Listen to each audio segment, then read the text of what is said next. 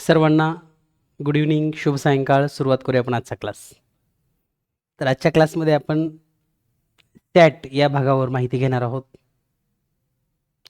सॅट म्हणजेच शालेय क्षमता चाचणी, त्याला आपण स्कॉलॅस्टिक ॲप्टिट्यूड टेस्ट असं पण म्हणतो. तर या भागावर माहिती घेत असताना किंवा आपल्याला सर्व कन्सेप्ट समजून घ्यायचे आहेत, तर अगदी सोप्या पद्धतीने आपण हे कसं करू शकतो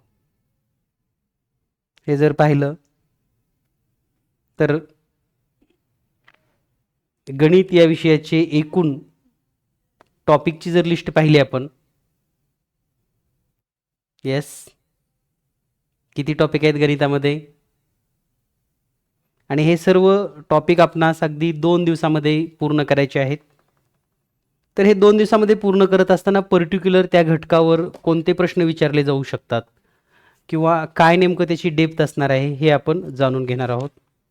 तर गणितामध्ये एकूण 17 टॉपिक आहेत. हे 17 टॉपिक नेमकं काय आहेत हे तर आपण समजूनच घेऊयात, परंतु या टॉपिकवर परीक्षेत काय विचारलं जाणार आहे हे खूप महत्त्वाचं आहे. कारण परीक्षेच्या दृष्टीने तयारी करत असताना गणिताचे 20 प्रश्न विचारले जातात. मग हे 20 प्रश्न कशी विचारली जातील, कोणता प्रश्न विचारला जाऊ शकतो, कोणत्या प्रश्नावर त्यांचा भर असतो आणि या प्रश्नातून त्यांना अपेक्षित काय असतं, या सर्व बाबींची चर्चा आपण या ठिकाणी आज करणार आहोत. महत्त्वाचे गेस प्रश्न पण तुम्हाला मी सांगणार आहे, जेणेकरून अगदी सहज सोप्या पद्धतीने तुम्ही गणिताचे 20 पैकी 20 गुण घेऊ शकतात. तर सुरुवात करूया आपण आजचा क्लास. आणि आजच्या क्लासमधील महत्त्वाचे कन्सेप्ट NMS गणित अगदी सहज सोप्या भाषेमध्ये. तर या ठिकाणी जर आपण पाहिलं, सर्वांनी हेडिंग लिहून घ्या. आजची जी मॅरेथॉनची तासिका असणार आहे, तर आज आणि उद्या 2 दिवस आपण गणित ही संकल्पना समजून घेणार आहोत.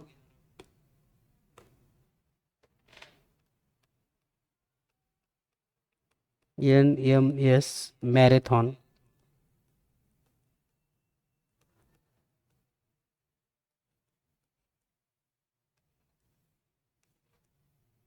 यामध्ये गणित हा विषय आपण आज पाहणार आहोत.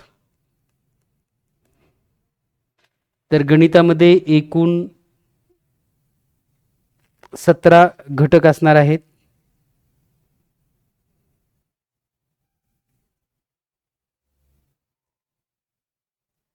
तर गणिताचे जे काही महत्त्वाचे कन्सेप्ट आहेत किंवा जे एकूण घटक आहेत त्यांची यादी मी तुम्हाला आज देणार आहे. यामध्ये गेस प्रश्न कसे असतील, परीक्षेत काय विचारलं जाऊ शकतं, हे बारकाईनं आपण या ठिकाणी समजून घेऊयात.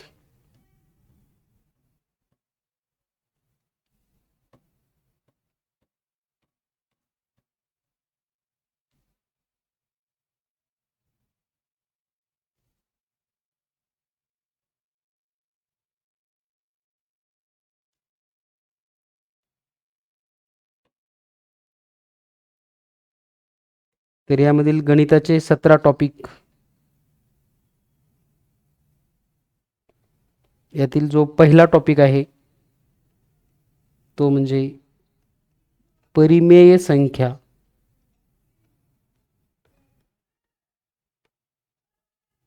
व अपरिमेय संख्या.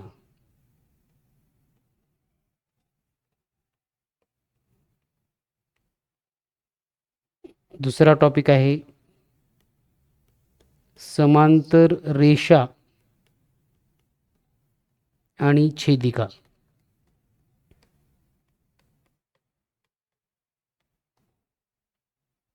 तिसरा टॉपिक आहे घातांक आणि घनमूळ.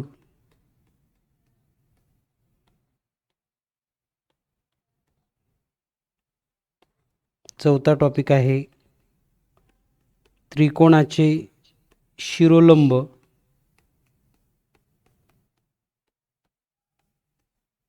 व मध्यगा. पाचवा टॉपिक आहे विस्तार सूत्रे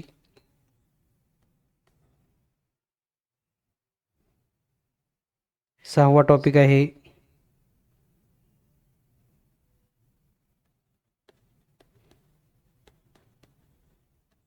बैजिक राशींची अवयव. 7वा टॉपिक आहे एका चलातील समीकरणे.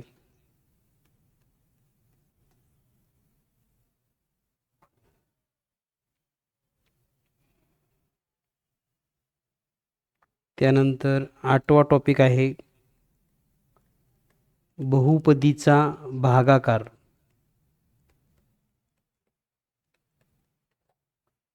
9वा टॉपिक आहे चलन. 10वा टॉपिक आहे सूट व कमिशन.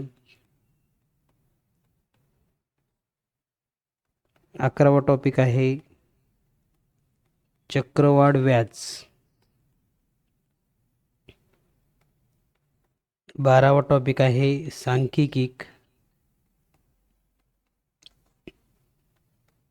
13वा टॉपिक आहे त्रिकोणाची एकरूपता.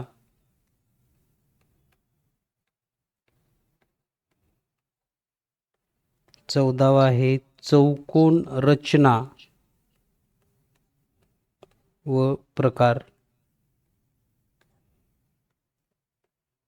15वा टॉपिक आहे वर्तुळ. 16वा आहे क्षेत्रफळ. आणि 17वा टॉपिक आहे पृष्ठफळ व घनफळ.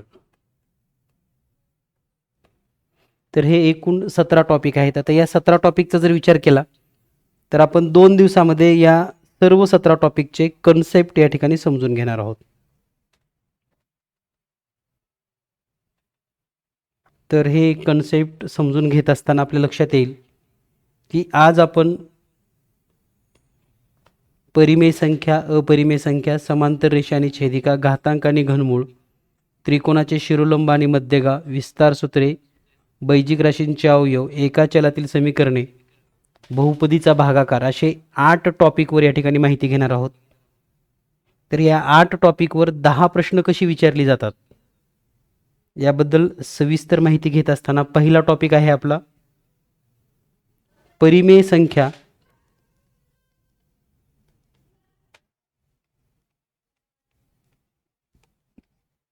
व अपरिमेय संख्या.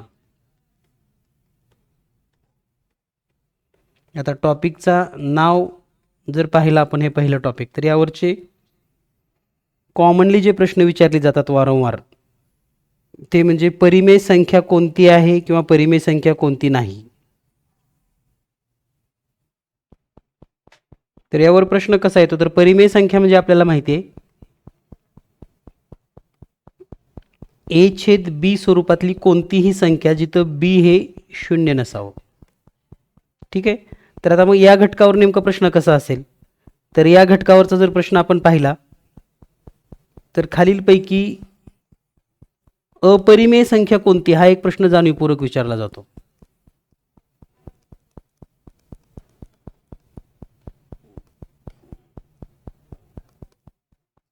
खालीलपैकी अपरिमेय संख्या कोणती.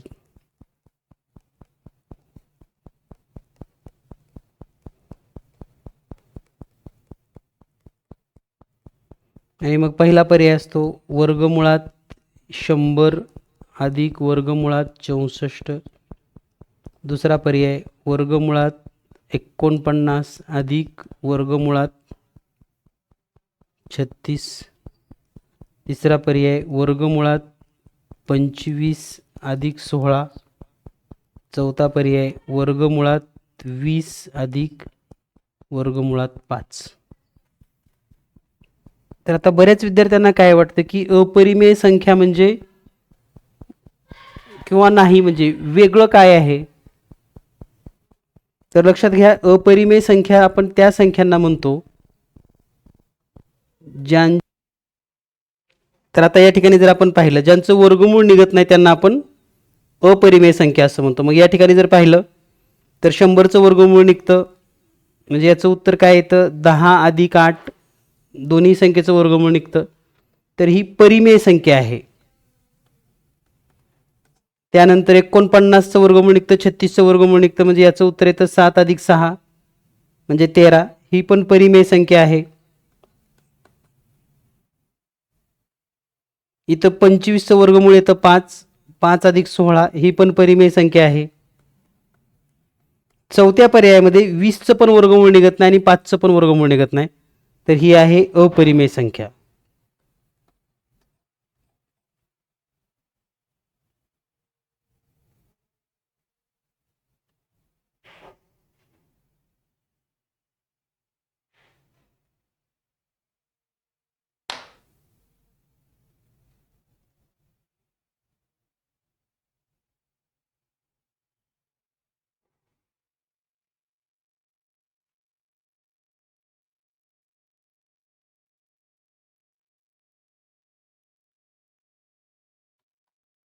तर लक्षात घ्या, परिमेय संख्या अपरिमेय संख्येमध्ये म्हणजे समजा वर्गमुळात 10 अधिक 12 आहे, तर हे 10 अपरिमेय आहे. लक्षात घ्या. तर याच्यासोबत जी पण संख्या प्लस मायनस मध्ये येईल ती पण अपरिमेयच असते. कधी कधी फसवण्यासाठी ते असं पण देतात, वर्गमुळामध्ये 32 गुणिले वर्गमुळात 2. आता आपल्याला काय वाटतं, 32चं वर्गमूळ निघत नाही, वर्गमुळात 2चं पण वर्गमूळ निघत नाही.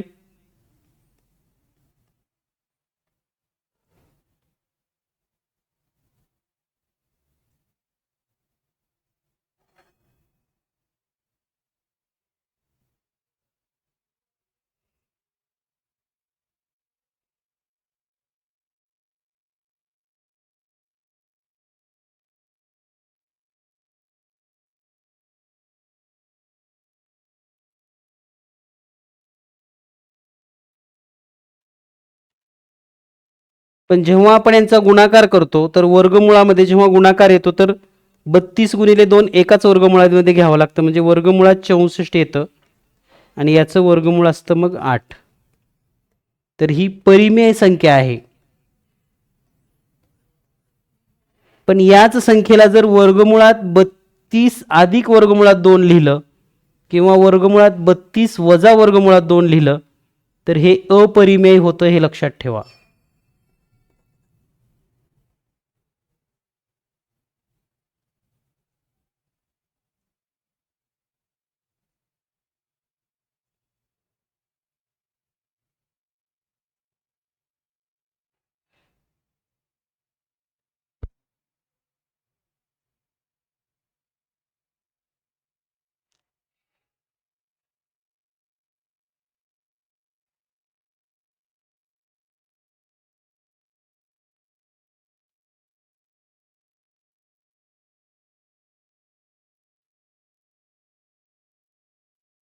ठीक आहे. तर परिमेय आणि अपरिमेयची संकल्पना लक्षात आली तुम्हाला. ओके. तर यावर एक प्रश्न हमखास परीक्षेत विचारला जातो. आता दुसरी गोष्ट परिमेय आणि अपरिमेयमध्ये आपल्याला लक्षात ठेवायची म्हणजे अपूर्णांकाचा लहान मोठेपणा पण विचारला जाऊ शकतो. अपूर्णांकाचा लहान मोठेपणा म्हणजे जसं की 7/11, 9/13, 5/12, 17/20 या अपूर्णांकामध्ये सर्वात लहान सर्वात मोठा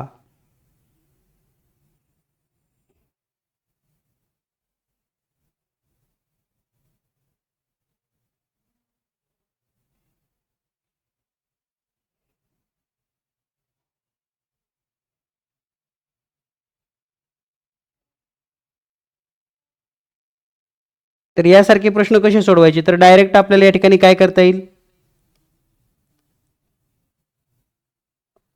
डायरेक्ट छेदाने अंशाला भागायचे. डायरेक्ट 11 डायरेक्ट भागायचं. म्हणजे समजा 11 भाग दिला, 11 एक 11, शून्याचा भाग बसतो 7 असल्यामुळे 70 होईल. 11 सक्क 66, 4 उरले, 11 त्रिक 33. इथं तसं 13 भाग देऊयात आपण. 13 एक 13, शून्याचा भाग बसला. 90 होईल. 13 पाची 65, 13 संग 78 आणि 12 उरतील. 12वर एक शून्य दिलं की 120 होतं. त्यानंतर 13 117, 0.69. इथं 12 भाग दिला तर 12 एक 12, 0, 12 चोक 48, 2 उरले. 12 एक 12. पुढे 20 भाग दिला तर या ठिकाणी 20 एक 20, शून्याचा भाग 170 होईल. म्हणजे 20 8 180, 20 8 160चे 10 उरले. 20 पाची 100. आता या ठिकाणी पहा 0.63, 0.69, 0.41, 0.85. मग सर्वात लहान आहे 5/12, त्याच्यापेक्षा मोठा आहे 7/11, त्याच्यापेक्षा मोठा आहे 9/13 आणि सर्वात मोठा आहे 17/20. असा आपण चढता क्रम, उतरता क्रम किंवा सर्वात लहान, तर त्यासाठी सूत्र तुम्हाला वापरायचं आहे n गुणिले n अधिक 1 छेदामध्ये 2. ठीक आहे. मग 70 पर्यंत असेल, 100 पर्यंत असेल. n म्हणजे किती? मग 70 गुणिले 70 अधिक 1 म्हणजे 71 भागिले 2. या ठिकाणी गुणाकार करून भागाकार करा किंवा मग डायरेक्ट 7 एक 7, 7 एक 7, 7 7 49 भागिले 2. आणि मग 2 न भागलं तर 2 दुनी 4, 2 चोक 8, 1 उरलं, 2 8 16, 1 उरलं, 2 पंच 10, 2485 असं त्याचं उत्तर येईल. ठीक आहे. म्हणजे आपल्याला हे लक्षात आलं पाहिजे की कोणती कन्सेप्ट कधी वापरायची आणि कुठं वापरायची. यानंतर तुम्हाला याही पद्धतीचा प्रश्न येऊ शकतो. क्रमवार समसंख्यांची बेरीज. तर त्याचं मी सूत्र सांगणार आहे, लक्षात ठेवा. क्रमवार समसंख्येची बेरीज यामध्ये पहिली समसंख्या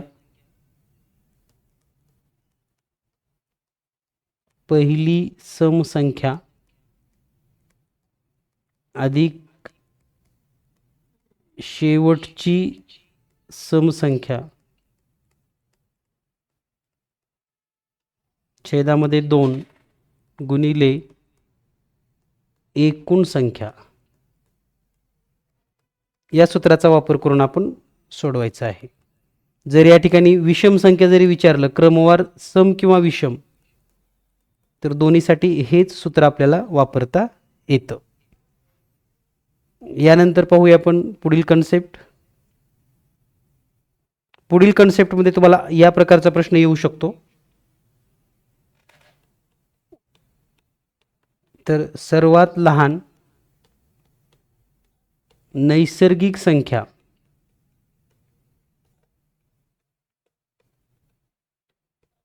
तर ती आहे 1. त्यानंतर सर्वात लहान पूर्ण संख्या तर ती आहे +0. तर बऱ्याच वेळेस काय होतं, पूर्ण संख्या म्हणलं की आपल्याला वाटतं एकच आहे काय की, तर सर्वात लहान पूर्ण संख्या आहे 0, हे लक्षात ठेवा. यामध्ये आणखी एक कन्सेप्ट अशी आहे, सर्वात मोठी ऋण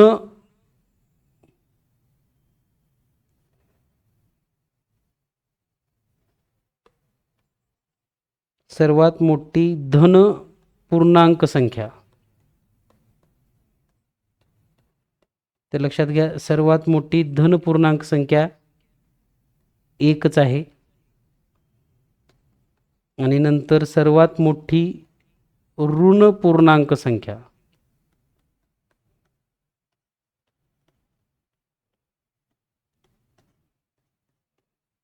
तर ती आहे +1 आणि ऋणमध्ये आहे -1. तर परीक्षेत कधी कधी असे प्रश्न विचारले जातात, सर्वात मोठी धन पूर्णांक संख्या आणि सर्वात लहान धन पूर्णांक आणि सर्वात मोठी ऋण पूर्णांक यांची बेरीज किती किंवा त्यांचा गुणाकार किती, किंवा नैसर्गिक संख्या आणि पूर्ण संख्या यातील फरक किती. तर या पद्धतीने हे सिंपल अगदी 1 0 1 जरी असलं तरी हे निश्चित माहिती असणं गरजेचं आहे. आणि त्यांची बेरीज वजाबाकी तुम्हाला करता यावी, ही कंडिशन लक्षात ठेवा.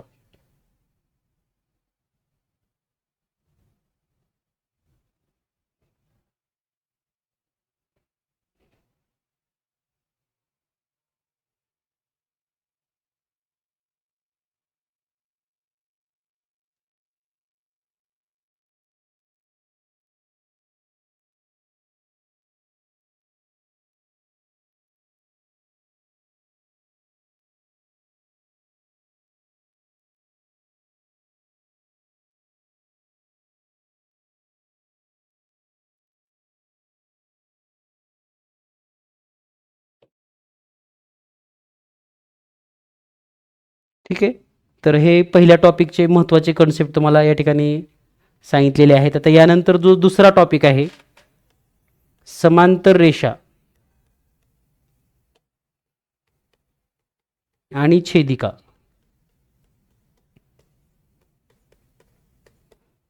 यावर नेमकं कसे प्रश्न येतात, तर समांतर रेषा आणि छेदिका यावर विशेषतः समजा दोन समांतर रेषा, या दोन समांतर रेषा आहेत, समजा ही आहे यल आणि ही आहे यम, त्यांना एका छेदिकेने छेदलं असं, ही छेदिका आहे समजा यन, तर संगत कोनाच्या किती जोड्या तयार होतात? संगत कोनाच्या जोड्या किती जोड्या तयार होतील संगत कोनाच्या? तर 4 जोड्या तयार होतात. त्यानंतर आंतर कोनाच्या किती जोड्या तयार होतात?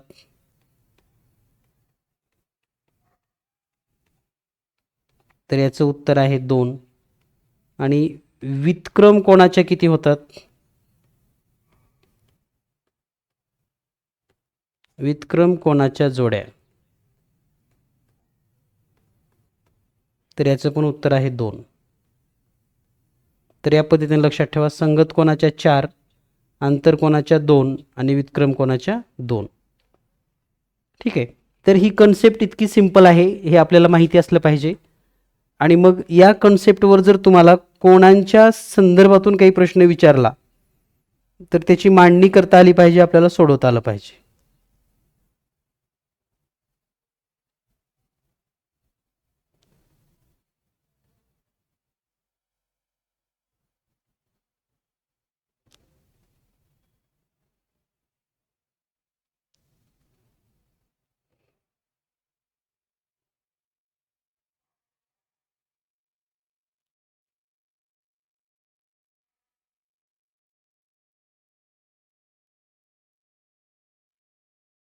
आता यामध्ये आणखी काय बदल होऊ शकतो?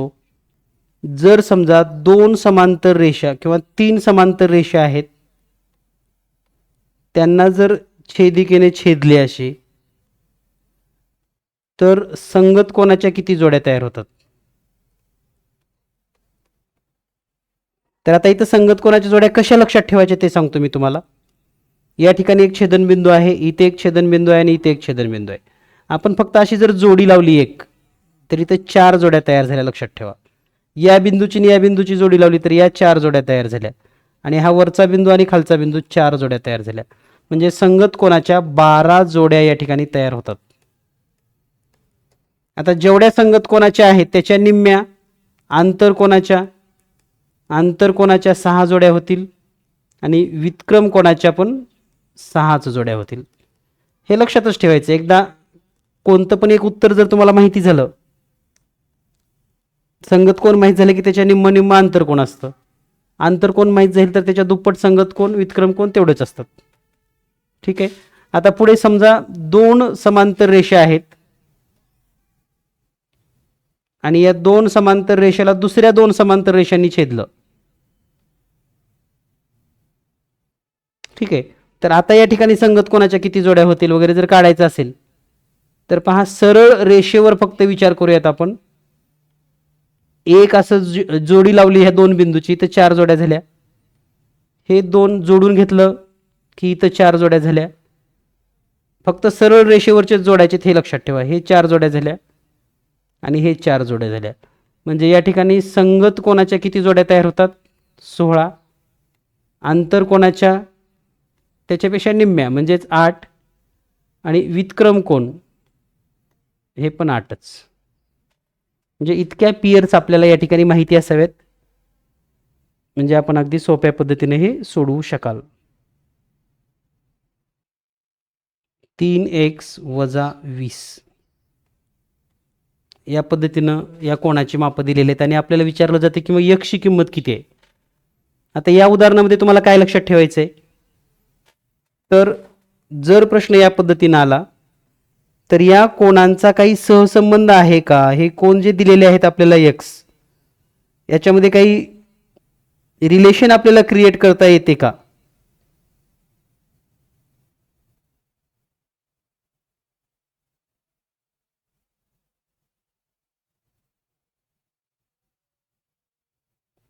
म्हणजे या ठिकाणी रिलेशन क्रिएट करायचं म्हणजे काय करायचंय, तर हे दोन जर कोण जवळजवळ लिहिले आपण एकमेकाच्या, समजा हा कोण, याचा संगत कोण इथला आहे, म्हणजे याचं पण माप किती असेल, 3x वजा 20च असेल. आता हा 4x वजा 10 आणि 3x वजा 20 हे रेषीय जोडीतील कोण आहेत. तर या पद्धतीने आपल्याला त्यांच्यामध्ये सहसंबंध तयार करता आला पाहिजे. मग ते संगत कोण आहेत का, किंवा त्यांची मापं सारखी आहेत का, त्यांची बेरीज 180 येते, अशी मांडणी तुमच्या डोक्यामध्ये आली की मग तुम्ही म्हणू शकतात की हे पूरक असतात. म्हणजे 4x वजा 10 अधिक 3x वजा 20, तर हे पूरक रेषेजोडीतील असल्यामुळे यांची बेरीज 180 अंश येते. आता हे 4x आणि 3x जर बेरीज केली तर आली 7x, वजा 10 आणि वजा 20 म्हणजे वजा 30 बरोबर 180. आता हे -30 गेल्यानंतर तिकडे घेतलं काय होईल, मग 180 + 30 होईल, म्हणजे 7x बरोबर 210 येईल. आणि xची किंमत काढायची असेल तर 210 छेदामध्ये 7, तर xची किंमत येते 30.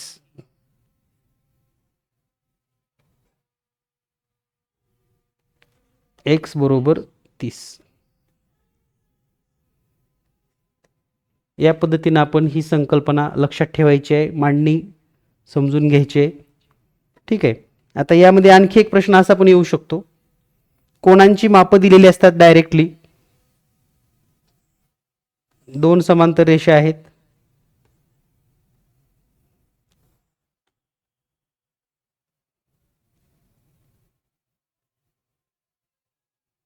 या ठिकाणी हा कोन दुभाजक आहे, याचा हा कोन दुभाजक म्हणजे समान दाखवलेला आहे, आणि तुम्हाला हा कोन दिलेला असतो 40 अंश. आणि मग जर समजा याला नाव दिलं, समजा ABCD, या ठिकाणी आहे E, तर आपल्याला विचारलं जातं माप कोन, इथं समजा M आणि N हे बिंदू आहेत, BME बरोबर किती. पहा लक्षात येतो का कोण कोणता विचारलेला आहे, BME.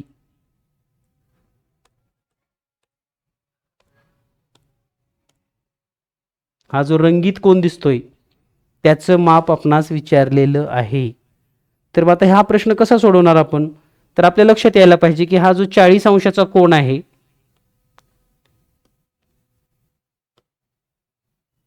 तर वेगवेगळ्या पद्धतीने आपल्याला काढता येतं. हा 40 आहे, तर हा इथला त्याचा संगत कोन हा पण 40 अंशाचा असेल. ठीक आहे. आता हा रेषीय जोडीतील कोन आहे, म्हणजे हे पूर्ण कोन किती असेल, मग 180 मधून 40 वजा करावं लागेल, तर माप येईल 140 अंश. आता हा कोन दुभाजक आहे, ME हा कोन दुभाजक आहे, कोन दुभाजक.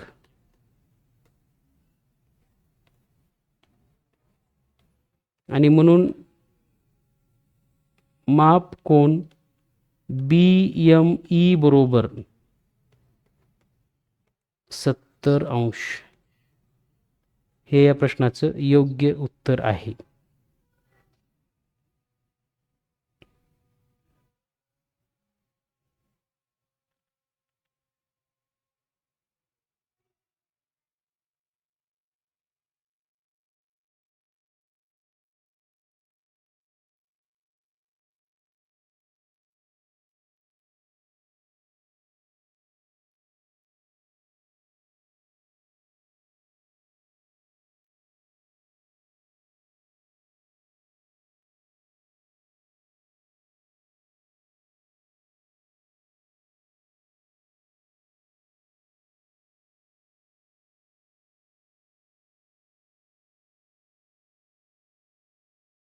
ठीक आहे. तर आता या प्रकारचे प्रश्न आपण सोडवू शकाल. त्यानंतर जो आपला तिसरा घटक आहे आपण त्या घटकावरचे महत्त्वाचे प्रश्न पाहूयात. तिसरा घटक आहे आपला घातांक व घनमूळ. बुद्धिमत्तेमध्ये मी तुम्हाला काही संख्यांचे घन करायला सांगितले होते, घातांक लिहायला सांगितले होते. तर त्याच्याशी संबंधित असा एक प्रश्न असतो पहा. 2चा घातांक x अधिक 2चा घातांक y बरोबर 40 असून, बघा इथं काय सांगितलेलं आहे, 2चा घातांक x अधिक 2चा घातांक y बरोबर 40 असून x अधिक y बरोबर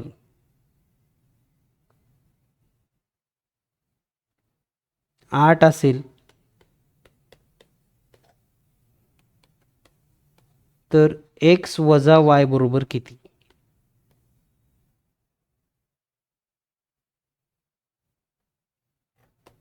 आता दिलेल्या माहितीनुसार आपल्याला हे लक्षात यायला हवं की 2च्या कोणत्या घातांकाची बेरीज 40 येते. आता 2चे घातांक कोणते कोणते आहेत? तर पहा, 2चा शून्य घातांक केलं तर त्याचं उत्तर 1 येतं. 2चा पहिला घातांक केलं तर उत्तर 2 येतं. 2चा दुसरा घातांक उत्तर येतं 4. 2चा तिसरा घातांक उत्तर येतं 8. 2चा चौथा घातांक उत्तर येतं 16. 2चा पाचवा घातांक केलं की उत्तर येतं 32. 2चा सहावा घातांक केलं की उत्तर येतं 64. पण आपली बेरीज किती आली आहे? 40 आल्या. मग 40 कुणाची बेरीज आहे यामध्ये? तर ही बेरीज आहे 32 आणि 8ची. 32 आणि 8ची बेरीज येते 40. आता 32 म्हणजे काय? तर 2चा पाचवा घातांक आहे आणि 8 म्हणजे काय? 2चा तिसरा घातांक आहे बरोबर 40. म्हणजे आपली एक कंडिशन पण पूर्ण होते. x अधिक y बरोबर 8 आहे. म्हणजे थोडक्यात काय, मग x बरोबर 5 येईल आणि y बरोबर 3 येईल. आणि म्हणून x वजा y जर विचार केला तर याचं उत्तर असणार आहे 5 वजा 3 बरोबर 2. तर हे ज्या पद्धतीनं 2च्या बाबतीमध्ये तुम्हाला दिसून येतं. आता एक प्रश्न तुमच्यासाठी देतो मी, पहा. 3चा घातांक x अधिक 3चा घातांक y अधिक 3चा घातांक z बरोबर 109.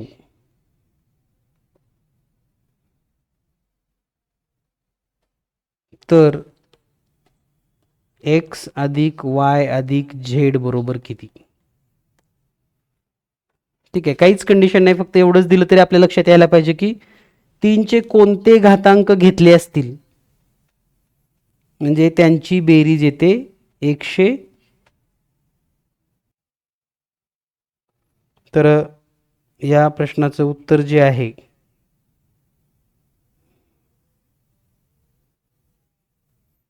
स्वराज, सांगता येईल तुला किती येतं उत्तर?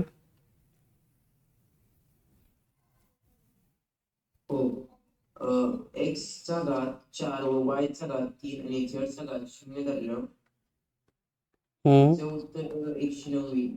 आणि जर ती घातांकाची बेरीज केली तर उत्तर 7 येईल. करेक्ट. तर याची बेरीज येते 81 अधिक 27 अधिक 1 बरोबर 109. आणि म्हणून त्यांची जर बेरीज केली आपण x अधिक y अधिक z बरोबर 4 अधिक 3 अधिक 0 म्हणजेच 7. ठीक आहे. तर यासारखा प्रश्न परीक्षेत विचारला जाऊ शकतो. यानंतर पाहूया आपण पुढील कन्सेप्ट. पुढच्या कन्सेप्टमध्ये आपल्याला घनमूळ काढता येणं गरजेचं आहे. म्हणजे एखादी जर संख्या दिली घनमुळामध्ये, कारण घनमुळावरचा एक प्रश्न हमखास विचारला जातो आणि हे घनमूळ आपल्याला शोधता येणं गरजेचं आहे. तर घनमूळ नेमकं कसं काढलं जातं, घनमूळ कसं काढावं, याबाबत जर आपण थोडी माहिती घेतली तर घनमूळ काढण्याची एक सोपी पद्धत, आपण ट्रिक्सच म्हणूयात त्याला. तर घनमुळाचा एक प्रश्न हमखास येतो. उदाहरणार्थ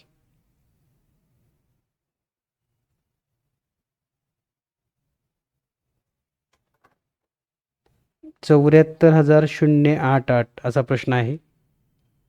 तर याचं घनमूळ कसं काढायचं?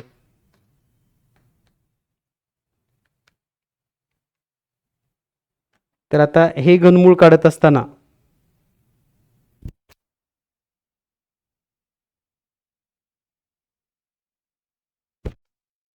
तर शेवटचे जे 3 अंक असतात त्याच्यावर अशी एक रेष ओढायची. आणि आता एककला 8 कोणत्या संख्येचा घन केल्यानंतर एकक 8 येतो? तर 2चा घन केल्यानंतर एकक 8 येतो, म्हणजे एकक आला आपला 2. आता राहिलेली संख्या आहे 74. 74 पेक्षा लहान घन संख्या शोधा. तर ती आहे 64. आणि 64चं घनमूळ काढा. किती येतं? तर तो असेल आपला दशक, म्हणजे 4. आणि एकक तर माहिती झालं आपल्याला, तो आहे 2. म्हणजे याचं जर घनमूळ काढायचं असेल, घनमुळात 74,088, तर याचं घनमूळ येतं 42. ठीक आहे. तर अशा पद्धतीने आपणास घनमूळ क्विक काढता येणं खूप गरजेचं आहे. यानंतर दुसरं आणखी एक घनमूळ पाहूयात आपण.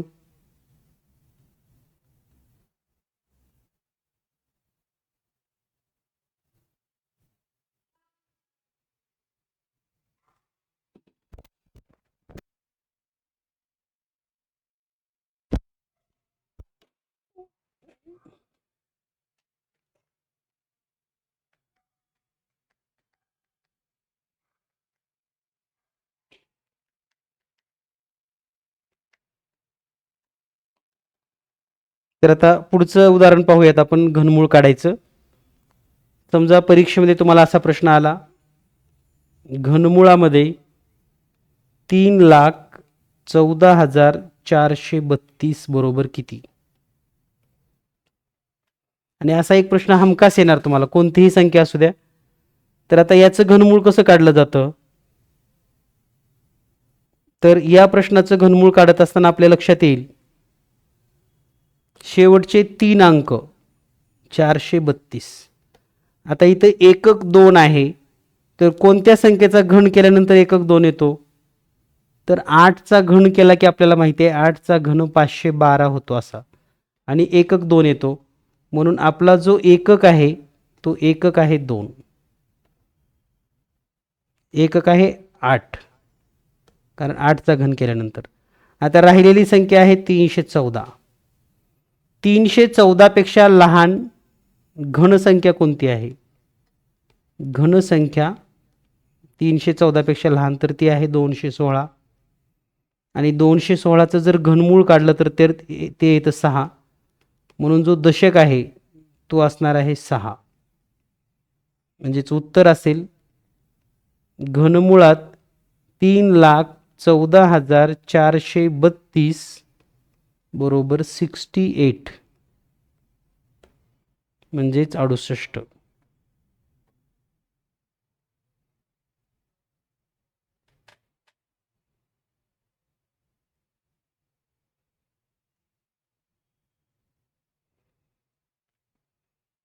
ठीक आहे. तर हे आपण सोडवू शकता, यामध्ये काही अडचण नाही.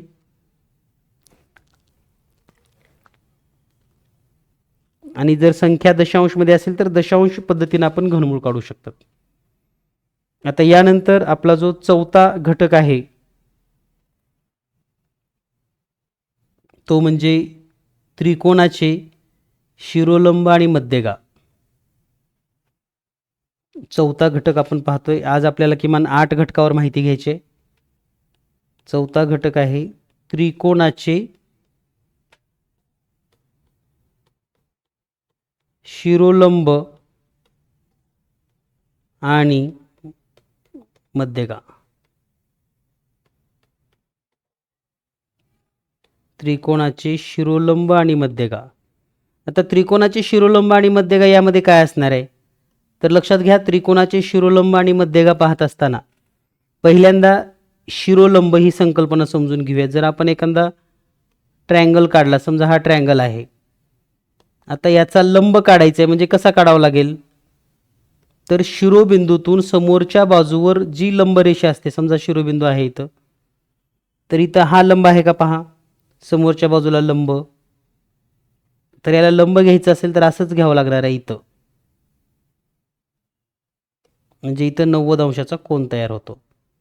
म्हणजे हा जर त्रिकोण ABC असेल तर हा बिंदू M, म्हणजे या ठिकाणी शिरोलंब, शिरोबिंदूतून समोरच्या बाजूवर टाकलेला लंब तो आहे AM. तर हा आता A मधून लंब टाकला, तसाच लंब आपणास B मधून पण टाकता येतो. B मधून इकडं आपल्याला या ठिकाणी लंब टाकावा लागेल, तर असा या ठिकाणी कुठेतरी लंब येणार आहे आणि मग इथं हा 90 अंशाचा कोन होईल. समजा याला N नाव दिलं. तसाच लंब C मधून टाकावा लागेल, तर हा लंब आणि याला P नाव देऊयात. आता हे तिन्ही शिरोलंब या बिंदूमध्ये छेदलेत, याला आपण O नाव देऊयात सध्या तरी. हा जो O असतो याला आपण शिरोलंबाचा एक संपात बिंदू असं म्हणतो. शिरोलंबाचा एक संपात बिंदू.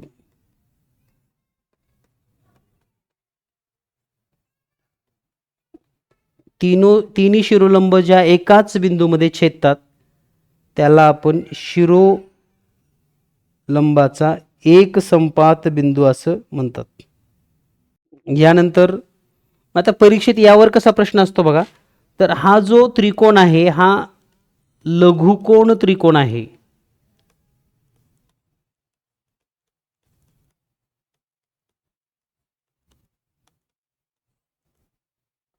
ठीक आहे, तर लघुकोण त्रिकोणामध्ये हा जो लंब, शिरोलंबाचा एक संपात बिंदू हा त्रिकोणाच्या अंतर्भागात आहे, त्रिकोणाच्या अंतर्भागात. आता तुमच्या मनामध्ये प्रश्न आला असेल की हा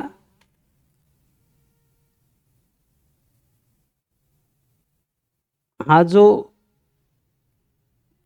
शिरोलंब आहे लघुकोण त्रिकोणामध्ये अंतर्भागात आहे, तर तो त्रिकोणाच्या प्रकारानुसार बदलतो.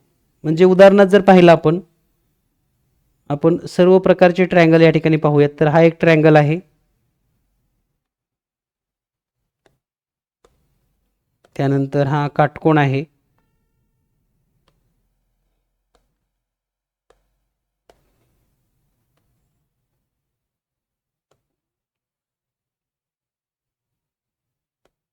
तर हा आहे विशाल कोन त्रिकोण.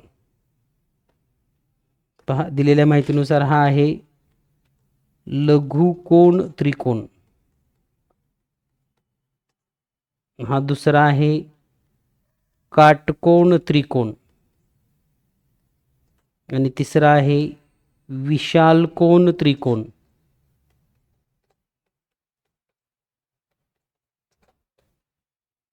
तर या त्रिकोणामध्ये आता पहा, हा जर पहिला आपण ट्रायंगल पाहिला, याचा शिरोलंब संपात बिंदू, हा लंब टाकला या बाजूवर, लक्षात घ्या, हा लंब टाकला या बाजूवर आणि हा लंब टाकला या बाजूवर. लंब लंब लंब, हा शिरोलंब संपात बिंदू कुठं आहे, त्रिकोणाच्या आत. आता हा आहे काटकोण त्रिकोण, या शिरोबिंदूतून लंब टाकला तर तो असा येणार आहे, या शिरोबिंदूतून लंब टाकला तर तो असा येणार आहे आणि या शिरोबिंदूतून लंब टाकला तर असा येणार आहे. म्हणजे हे जर लंब असतील पहा, तर हा लंब संपात बिंदू कुठं आलेला आहे, काटकोण करणाऱ्या शिरोलंब हाच लंब संपात बिंदू आहे.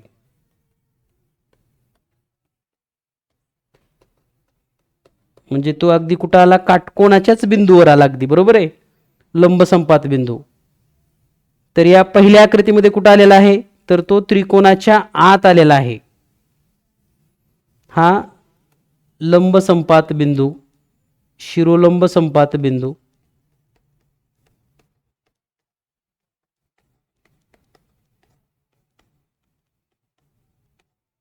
तर तो आहे त्रिकोणाच्या अंतर्भागात.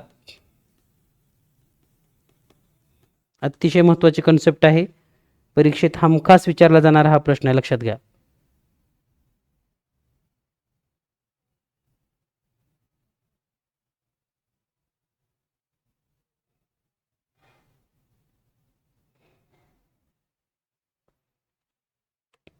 आता आपण या त्रिकोणाचा जर विचार केला, विशाल कोण त्रिकोणामध्ये, तर हा लंब झाला या ठिकाणी.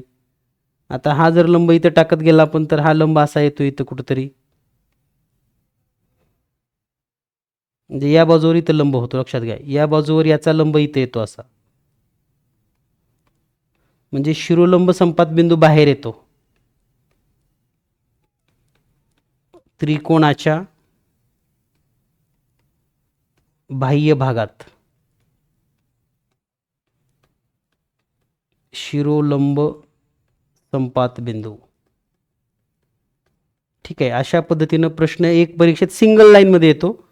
काटकोन त्रिकोणामध्ये जिथं काटकोनाचा शिरोबिंदू असतो तिथं असतो.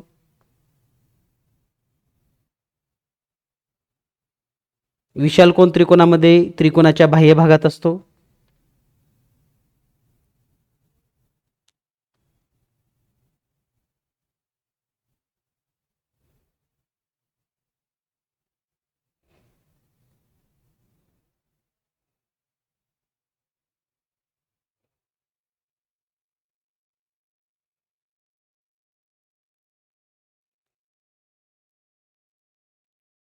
ठीक आहे.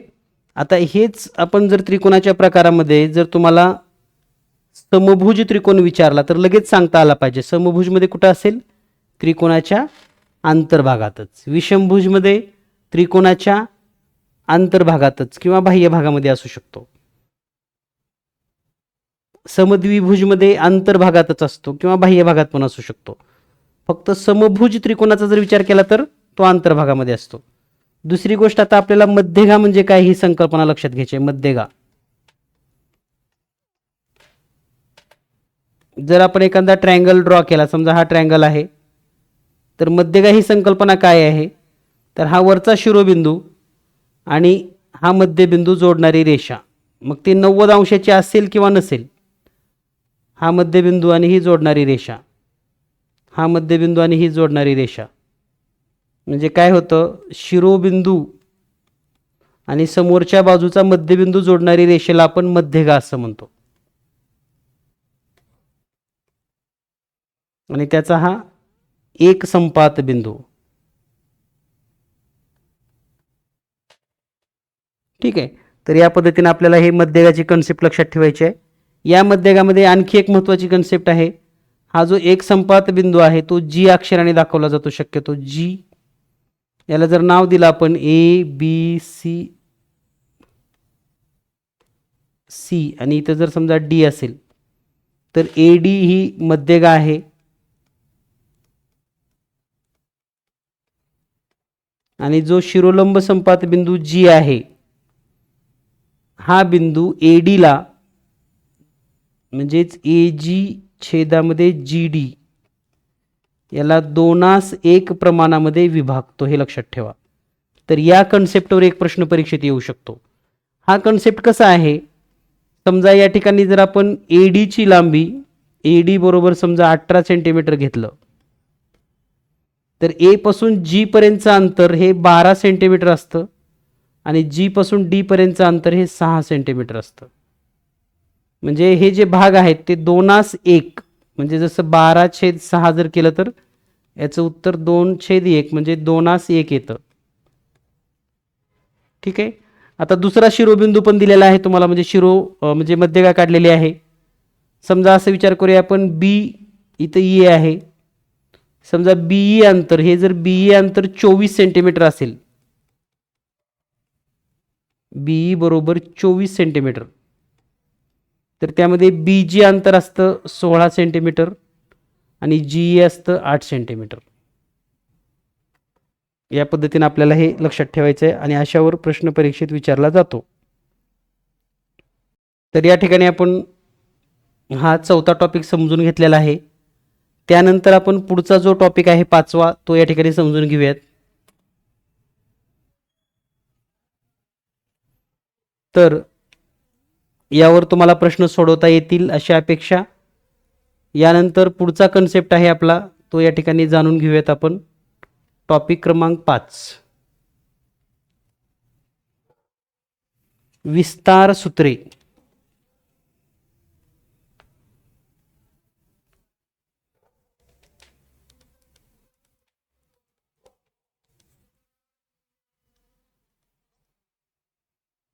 विस्तार सूत्रे.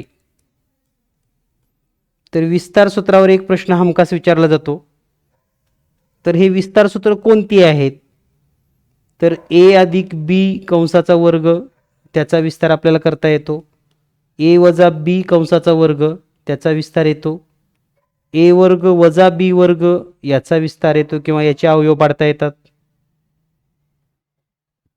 तर यावर आधारित जर पाहिलं आपण तर हे ए वर्ग अधिक 2ab अधिक बी वर्ग, ए वर्ग वजा 2ab अधिक बी वर्ग,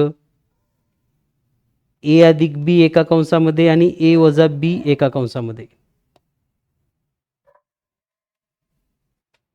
ठीक आहे. आणि एक महत्त्वाचं सूत्र आहे ए अधिक बी अधिक सी कंसाचा वर्ग बरोबर ए वर्ग अधिक बी वर्ग अधिक सी वर्ग अधिक 2ab अधिक 2bc अधिक 2ac. पहा, हे लक्षात यायला हवं तुमच्या. ए वर्ग अधिक बी वर्ग अधिक सी वर्ग अधिक 2ab अधिक 2bc अधिक 2ac.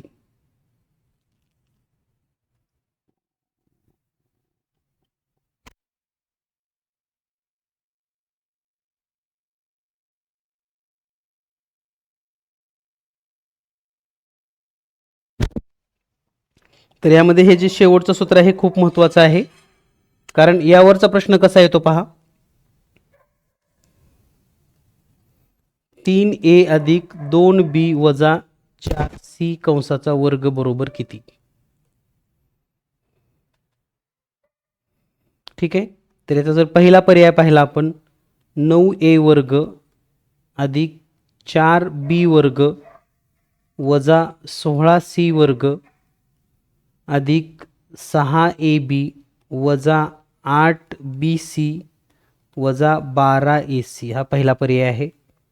दुसरा पर्याय 9a वर्ग अधिक 4b वर्ग अधिक 16c वर्ग अधिक 6ab अधिक 8bc अधिक 12ac. तिसरा पर्याय 9a वर्ग अधिक 4b वर्ग अधिक 16c वर्ग अधिक 6ab वजा 8bc वजा 12ac. आणि चौथा पर्याय आहे 9a वर्ग अधिक 4b वर्ग वजा 16c वर्ग अधिक 6ab अधिक 8bc वजा 12ac. तर यापैकी कोणतं बरोबर आहे? म्हणजे बघा, या ठिकाणी तुम्हाला चिन्ह प्लस मायनस लक्षात आले असतील. 9a वर्ग अधिक, बघा कोणतं उत्तर बरोबर येते?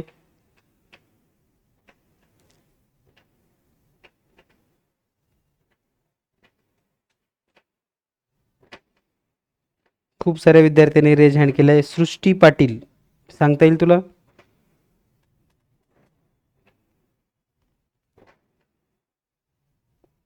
दादासाहेब विरकर, सांगता येईल?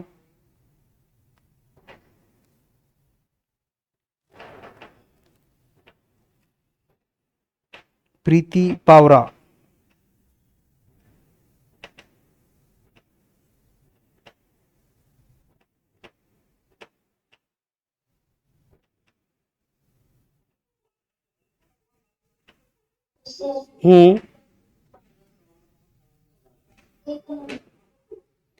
कोणतं बरोबर आहे? 1 नंबर.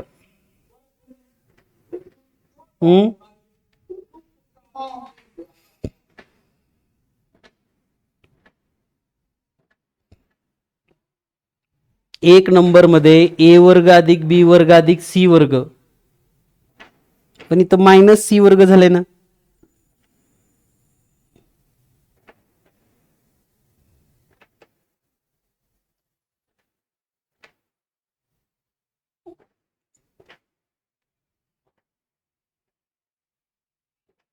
तर लक्षात ठेवा या ठिकाणी मायनस जरी असले मध्ये तर वर्ग जिथं होतात ते प्लसच होतं, म्हणजे या ठिकाणी पर्याय क्रमांक 3 मध्ये हे उत्तर बरोबर आहे. गुणाकार करत असताना पण पहा, पहिले दोन प्लस वाले आहेत, हे दोन्ही प्लस, यांचा गुणाकार +6 आला. पुन्हा दुसरं आणि तिसरं मायनस, एक प्लस एक मायनस गुणाकार मायनस येतो आणि पुढे पण मायनस येतो. तर या प्रश्नावर तुम्हाला थोडं काळजीपूर्वक लक्ष ठेवावं लागेल. ठीक आहे. यानंतर पुढे तुम्हाला या ठिकाणी विस्तार करत असताना आणखी एक प्रश्न असा विचारला जाऊ शकतो, ए घन अधिक बी घन यांचा विस्तार काय येतो. तर पहिल्या कंसामध्ये ए अधिक बी, दुसऱ्या कंसामध्ये ए वर्ग वजा ए बी अधिक बी वर्ग, किंवा ए घन वजा बी घन याचा जर विस्तार विचारला तर पहिल्या कंसामध्ये ए वजा बी, दुसऱ्या कंसामध्ये ए वर्ग अधिक ए बी अधिक बी वर्ग. या पद्धतीने आपण हे सोडवू शकतात.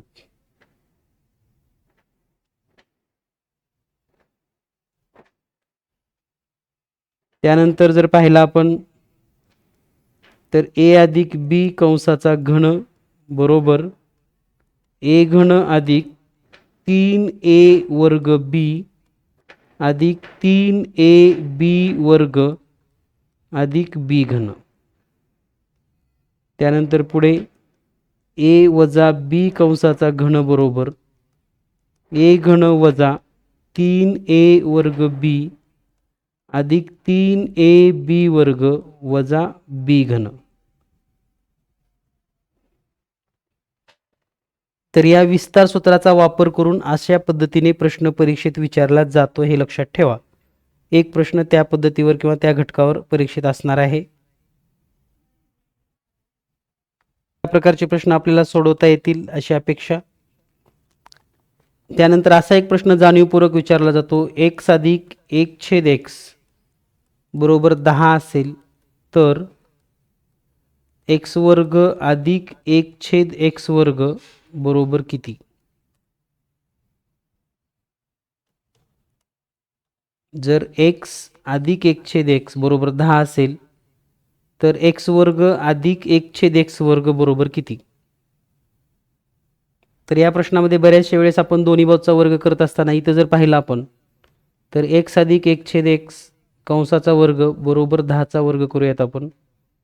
आता हा वर्ग करत असताना हा x चा वर्ग होतो पहिल्या पदाचा वर्ग, त्यानंतर 2 गुणिले पहिलं पद x गुणिले 1/x दुसरं पद अधिक 1/x वर्ग बरोबर 10चा वर्ग 100. इथं x आणि x कटेल.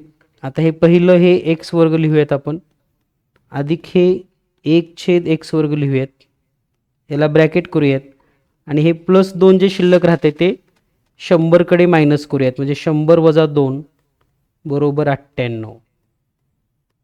म्हणजे याचं उत्तर किती येणार आहे, x वर्ग अधिक 1/x वर्ग बरोबर 98. तर हे काळजीपूर्वक या ठिकाणी आपल्याला लक्ष देऊन सोडवावं लागेल असा हा प्रश्न आहे. यानंतर याला समांतर आणखी एक प्रश्न पाहूयात आपण, a वजा 1/a बरोबर समजा 5 आहे. जर असा असेल तर a वर्ग अधिक 1/a वर्ग बरोबर किती. तर लक्षात घ्या, या प्रश्नामध्ये पुन्हा आपल्यास जर या कंसाचा वर्ग केला आपण a वजा 1/a कंसाचा वर्ग तर इकडं होईल 5चा वर्ग. आता हा वर्ग करत असताना a वजा b या सूत्रानुसार a वर्ग वजा 2 गुणिले a गुणिले 1/a अधिक 1/a चा वर्ग बरोबर 25. तर हे a कटेल, सुरुवातीचं हे a वर्ग अधिक 1/a वर्ग कंस बंद बरोबर, आता हे -2 इथं शिल्लक आहे पहा मधलं पद, तर 25 मधून वजा 2 केलं तर उत्तर येतं 23. म्हणजे या सॉरी इथं प्लस केलं तर उत्तर येतं 27. 25 अधिक 2 म्हणजे 27.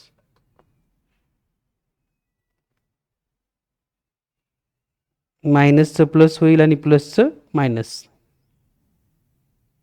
यानंतर आपण पुढील कन्सेप्ट जे पाहणार आहोत त्यामध्ये फॅक्टरायझेशन ऑफ अल्जेब्रिक एक्सप्रेशन, म्हणजेच त्याला आपण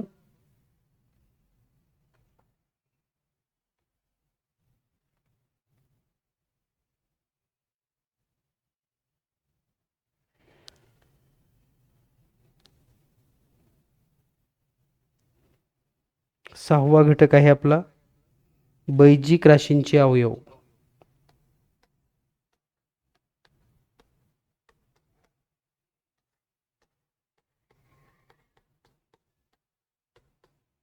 बैजिक राशींची अवयव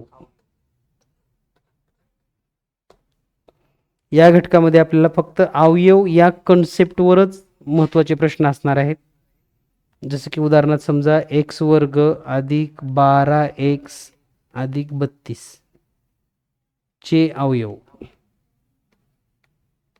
आता हे अवयव आपण कसे पाडतो, तर जे स्थिर पद आहे शेवटचं हा त्या स्थिर पदाचा गुणाकार असतो, तर मधली जी संख्यात्मक चिन्ह आहे ही त्या दोन संख्येची बेरीज असते. म्हणजे आपल्याला काय शोधावं लागतं, अशा दोन संख्या शोधाव्या लागतात ज्यांचा गुणाकार येतो 32 आणि वजाबाकी म्हणजे बेरीज येते +12. तर या ठिकाणी तुम्हाला लक्षात आलं असेल तर बेरीज +12 आणि गुणाकार, तर अशा संख्या आहेत प्लस आणि +4. म्हणून याचे जे अवयव पडतात ते आहेत x अधिक 8 एका कंसामध्ये आणि x अधिक 4 एका कंसामध्ये. या पद्धतीने आपण हे सोडवू शकता किंवा आपल्याला सोडवता येतं. त्याचबरोबर या कन्सेप्टमध्ये तुम्हाला आणखी एक महत्त्वाचं असं आहे की एकत्रित आपल्याला 2-3 उदाहरणं दिली जातात किंवा कधी कधी सहगुणक एक नसणारी उदाहरणं असतात. उदाहरणार्थ समजा 2x वर्ग अधिक 15x अधिक, तर आता यावेळेस आपल्या लक्षात येत असताना 28 गुणाकार न धरता या 2 आणि 28चा गुणाकार करावा लागतो, कारण इथं सहगुणक 2 आहे हे लक्षात घ्या. म्हणजेच 2 गुणिले 28 म्हणजे 56, म्हणजे गुणाकार 56 असणाऱ्या संख्या शोधाव्या लागतील. गुणाकार 56 आणि बेरीज +15. मग अशा दोन संख्या मिळतील तुम्हाला +7 आणि +8.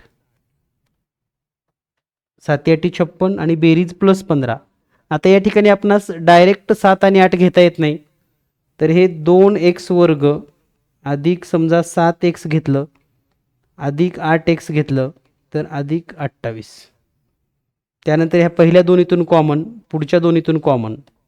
आता इथं कॉमन फक्त x निघेल, तर कंसात राहील 2x अधिक 7.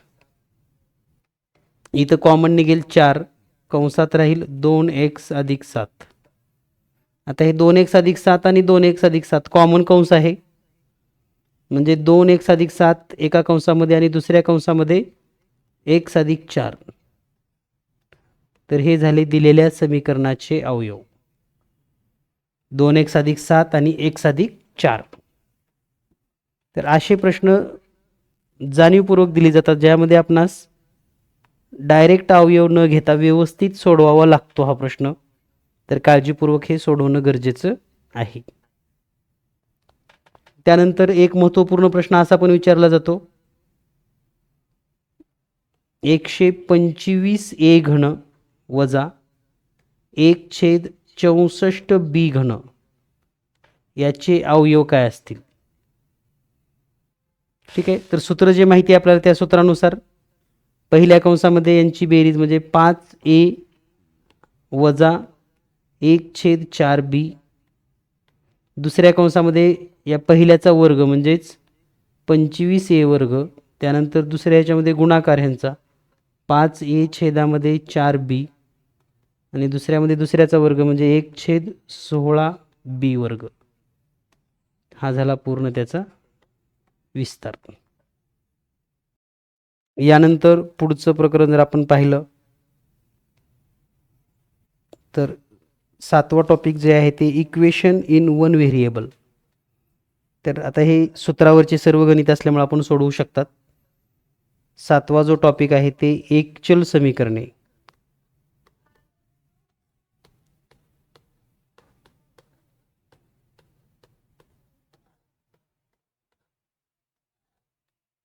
तर एकचल समीकरणामध्ये जर आपण पाहिलं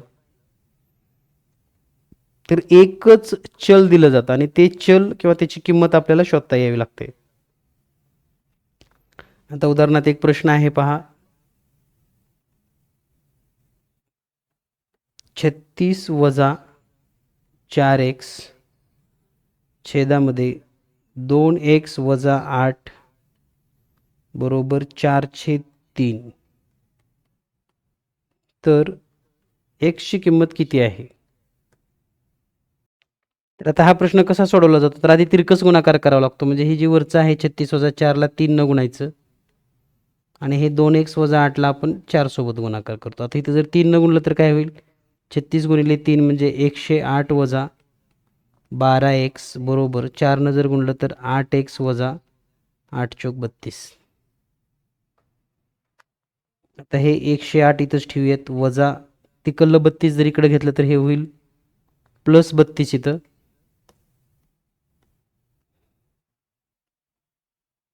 बरोबर हे 8x अधिक इथं 20 म्हणजे 12x प्लस होईल इकडं. तर यांची बेरीज झाली 140 बरोबर यांची बेरीज झाली 20x. म्हणजे x ची किंमत काढायची असेल तर आता 140 भागिले 20 करावं लागेल. 0 0 कटलं 2 1 2 2 7 14 म्हणजे x बरोबर 7. तर अशी एकचल समीकरणाची उदाहरणं परीक्षेमध्ये विचारली जातात. त्याचबरोबर एकचल समीकरणामध्ये तुम्हाला शाब्दिक उदाहरणं पण दिली जातात. जसं की 2 संख्येची बेरीज दिली असेल, 2 संख्यांचा गुणाकार असेल. तर एक शाब्दिक उदाहरण पाहूयात आपण.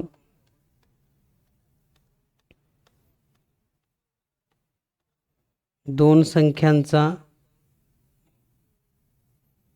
संख्यांची बेरीज 168 असून त्यांचे गुणोत्तर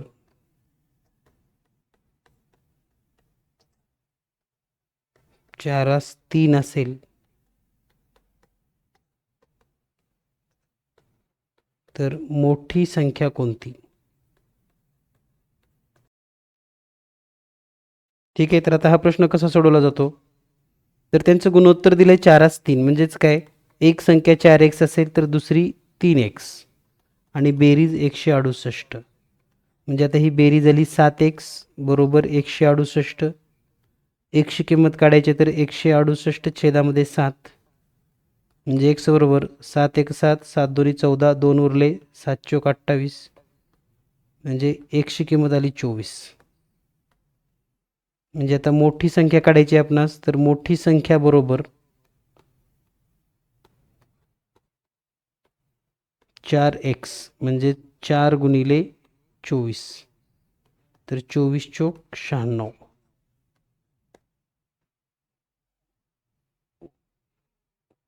मोठी संख्या असेल 96. यानंतर वैवारी या घटकावरील पण प्रश्न या घटकामध्ये विचारले जातात. वैवारी एक प्रश्न पाहूयात. आईचे वय मुलाच्या वयाच्या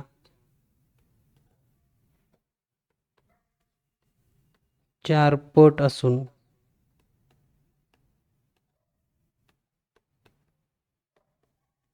दोघांच्या वयाची बेरीज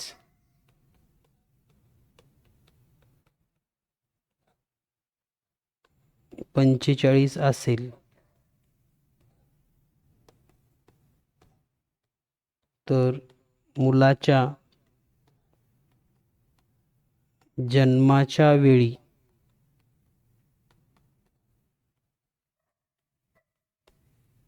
आईचे वय किती असेल?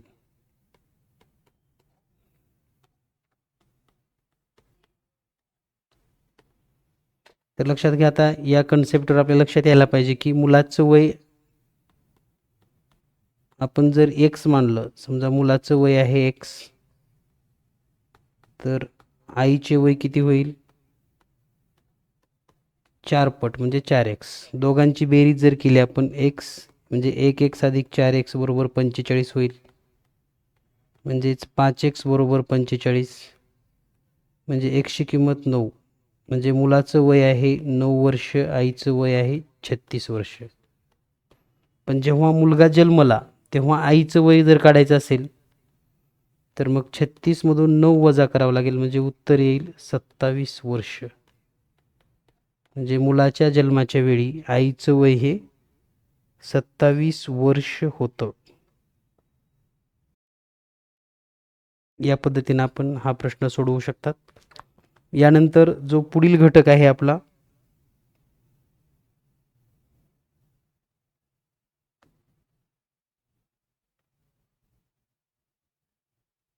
आठवा घटक, बहुपदीचा भागाकार.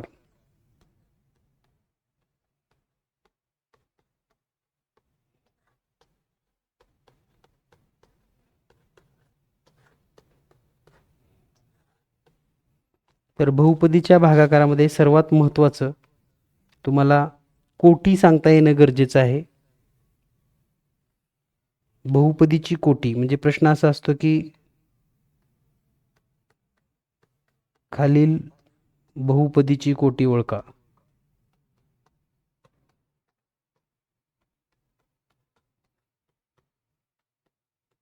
किती आहे? आणि मग जर बहुपदी दिली तुम्हाला, समजा 12x घन y वर्ग अधिक 6x चा चौथा y चा तिसरा अधिक 8x वर्ग y वर्ग, तर या बहुपदीचा कोटी किती आहे? तर हा कोटी कसा शोधतात? तर या ठिकाणी जे घात दिलेले आहेत 3 अधिक 2, तर यांची बेरीज झाली 5. या ठिकाणचे घात आहे 4 अधिक 3, तर यांची बेरीज येते 7. या ठिकाणचे घात आहेत 2 अधिक 2, तर यांची बेरीज येते 4. सर्वात जास्त घात कोणता आहे? तर हा 7, म्हणजेच कोटी आहे 7. तर कोटी म्हणजे काय? दिलेल्या बहुपदीतील चलाचा सर्वात जास्त घातांक म्हणजेच कोटी. या पद्धतीने आपण या ठिकाणी, यानंतर बहुपदीचा भागाकार. तर भागाकारामध्ये आपणास द्विपदीने त्रिपदीला भागणे असाही प्रश्न सोडवता आले पाहिजेत. उदाहरणार्थ समजा x घन वजा 4x वर्ग अधिक 6x वजा 3, या बहुपदीला जर आपण x वजा 1 न भाग दिला तर भागाकार किती येतो? तर पहिल्यांदा लक्षात घ्या, या ठिकाणी जर आपण x वर्ग न भाग दिला तर या ठिकाणी किती येणार आहे?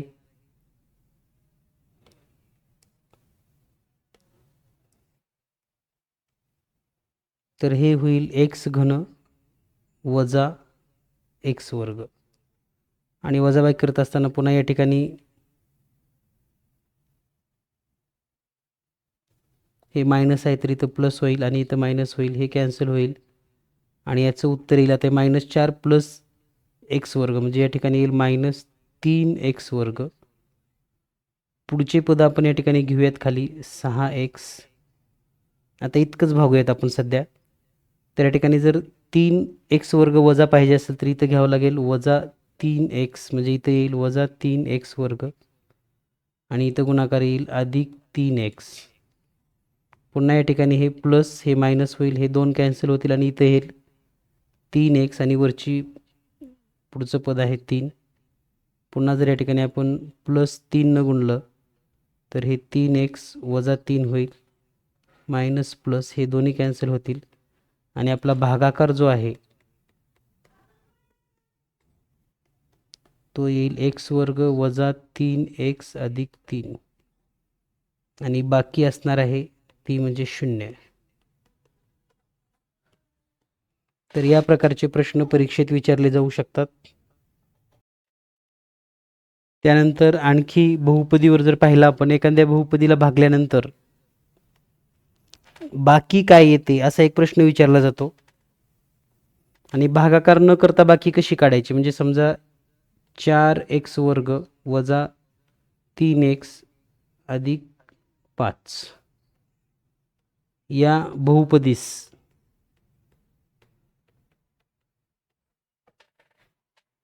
x अधिक 1 ने भागले असता